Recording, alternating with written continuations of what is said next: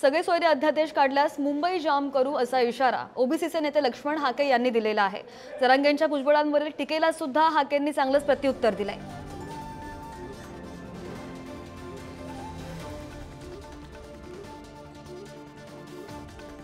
एकदम शांततेच्या मार्गाने सनदशीर मार्गाने आज आम्ही सांगोल्यामध्ये आलो आणि आता तुमच्या समोर व्यक्त होत असताना या गव्हर्नमेंटला आमचं सांगणं आहे की सगळ्या सोयऱ्याचा जर अध्यादेश जर महाराष्ट्र शासनाने काढला तरी आम्ही मुंबईला चलो मुंबई असा आम्ही नारा देऊ आणि मुंबईमध्ये आझाद मैदान पॅक करू। इथे आल्यावर त्याची सरकार कशा प्रकारे मार्गी लागतात आणि संविधानाच्या कक्षेत आणि न्यायालयाच्या प्रक्रियेमध्ये किती ती टिकते याचा सुद्धा विचार सरकारला करावा लागलेला आहे। कारण अनेक जाती अशा आहेत की एका राज्यामध्ये एससी मध्ये आहे, दुसऱ्या राज्यामध्ये ओबीसी मध्ये आहे, एका ठिकाणी ओबीसी मध्ये आहे, त्याच्यामुळे हा गुंतागुंतीचा प्रश्न आहे।